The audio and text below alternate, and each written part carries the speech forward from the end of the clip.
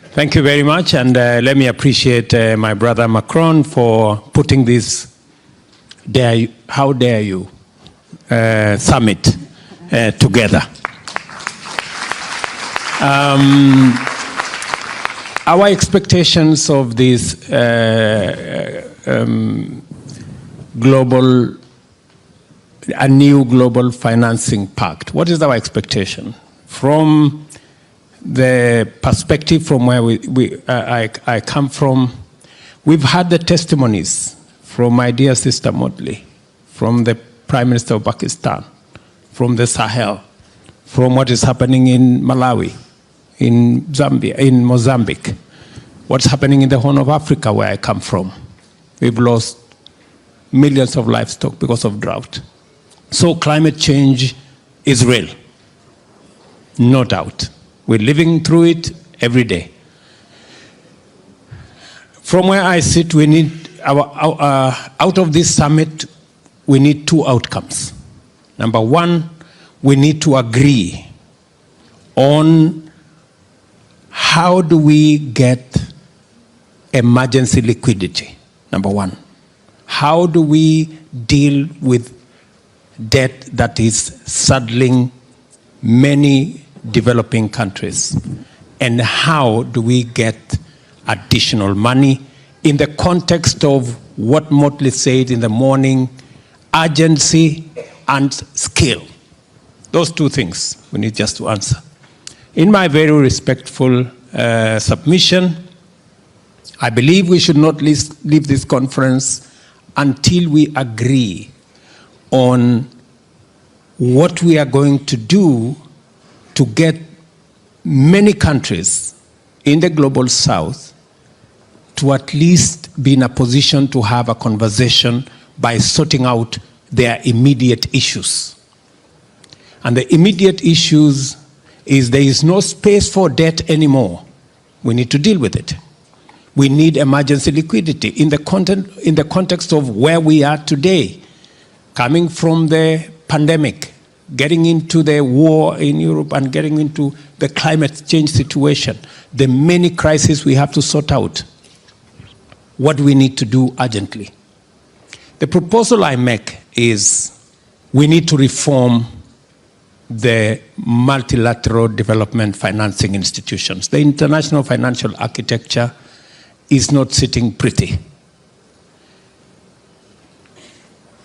UN Secretary General said on this podium this morning that there are countries that are paying 8 times in interest what the rest are paying. He was actually referring to those of us in Africa and largely in the global south. We're paying 8 times. And that is why our being in debt is not by default. We were set up by the system to be in debt. If you are paying 8 times, the chances of you being saddled with debt are 8 times higher than the next person. So how do we get out of this? Our suggestion is that before we leave here, let us agree, let us have a consensus on a win-win. The multilateral development banks have shareholders. Those shareholders cannot allow them to make certain decisions. So it's okay. So how do we keep the shareholders happy? Let us tell them, we will pay our debts. Give us 10 years or 15 years grace period and make the debt a 50-year loan. And we stop paying, we start with not paying the money we are supposed to pay next year. And they give us 10 years.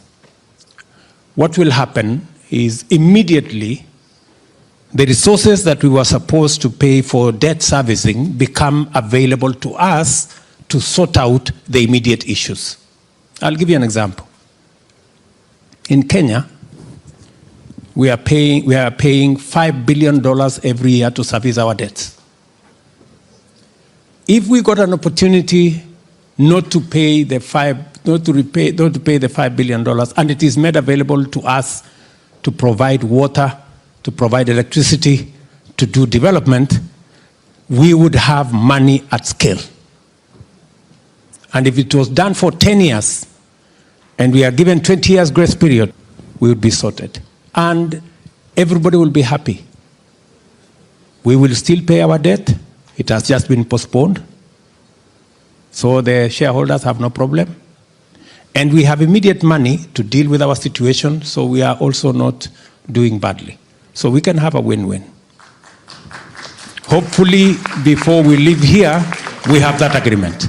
I don't think it is unfair for us to ask, and I think it is a win-win. That's number one. Then we will go into the journey of reforming the multilateral development banks. We will even transform them. And I agree with Motley, it is possible for us to raise $500 billion to be able to plug into the gap that our restructuring of 10, 20 years or 50 years creates. So we can do that. It's so simple. Number two, our next expectation, so that we can have a better conversation in Nairobi, is to agree on climate financing.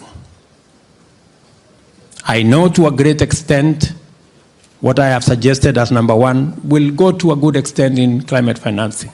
But if we have to deal with the climate financing in the context of what we agreed in 2015, in the consensus we built out of the Paris Agreement, this Paris Agreement, where we get emissions down by 45% by 2030 and net zero by 2050. If we were to go there, IEA, which Kenya just became a member, tells us that we need $9.2 trillion every year for us to get to net zero by 2050. We have a gap of $3.5 trillion. How do we raise $3.5 trillion to be able to close that gap? And I'm very sympathetic to what you said. Let us have a global financing mechanism. Loss and damage will not do it. I'm sorry. It will not do it, because loss and damage is hostage to national interest. No nation is going to give money from its people to sort out a global problem. Because in a contest between national interest and global good, national interest wins in the morning. That's it. So what we did, and that is why we are not making progress ever since Paris in 2015, is because we had a global consensus on a global problem called climate change. But we tried to go and sort it out. We tried to sort it out using national institutions that are hostage to national interest, or we tried to use shareholder institutions that have shareholders who will make the decision finally.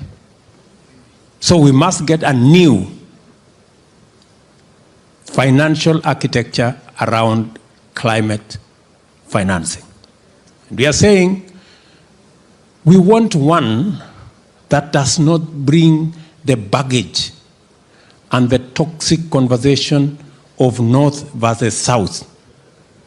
We do not want a conversation that is going to take us to developing versus developed, emitters versus non-emitters. No. The rest of us from the African continent, we've always been in the corner of problems and victimhood. We don't want to be in that corner anymore. We want to be at the table where we are all looking for solutions.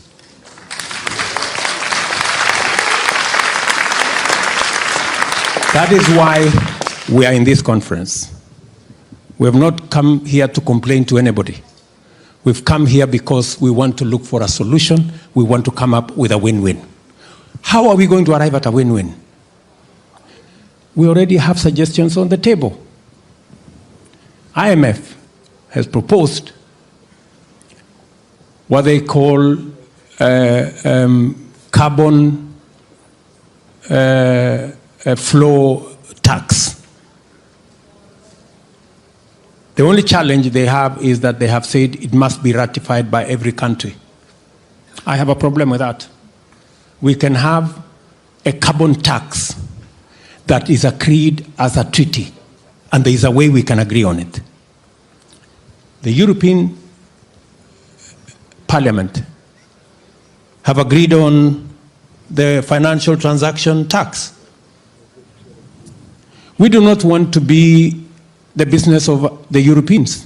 We want a global financial transaction tax where even us from the African continent, we pay. We want to pay. We do not want others to pay for us. So that once we raise the money globally, once everybody pays, if it is 1%, let all of us pay 1%. So that we can sit at a table, so that there are no shareholders. When IMF and World Bank were created in Bretton Woods in 1945, Kenya did not exist. It was only 44 countries then. Today, we have 190 countries. We want to contribute so that we can sit on the table and make the decisions so that we are not paying 8% more than others.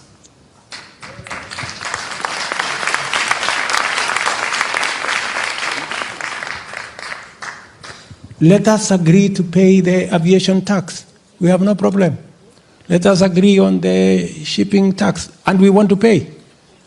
We don't want anybody to pay for us. We want to pay our percentage. It is only when we raise global finances that have no national interest for any particular country or shareholder interest of any person. That is how we are going to sort out this global challenge. Many people ask, so who is going to collect this money? So how is this going to happen? And let me dare say the following. After the Second World War, 44 countries, 740, I think 44 delegates sat in a small city called Bretton Woods. The World Bank and IMF did not exist. They created it in 3 weeks. The agreement was done in 3 weeks. Why is it difficult for us? Because the whole of Europe had been destroyed. And so it was urgent and it was important for a decision to be made. Are we saying the crisis that we are going through, including what we just heard from the Prime Minister of Pakistan, is not serious enough for us to agree on a global financing mechanism that sorts out climate change as a problem that is affecting all of us? Are we saying ever since 1945, we have become stupid? Is that what we are saying? Or we have become less human, that we have no more feelings about what's going on? And many people are saying maybe we should do this incrementally. Maybe we should. Let me finally put this in context. The Bretton Woods institutions were agreed in 3 weeks. The UN that we today celebrate was a conversation by 50 countries in 2 months. Because it was necessary, because there were leaders that wanted and had the capacity to make decisions. Are we saying that we are incapable of making the decisions? that are required of us as leaders in the context of where we are today. I dare say between Paris and Nairobi, we have more than 3 weeks that were necessary to form the World Bank and IMF. We have more than 2 months that were necessary to agree on the UN Charter. We have actually 3 months. So my expectation is that we will agree in Paris and we will conclude in Nairobi.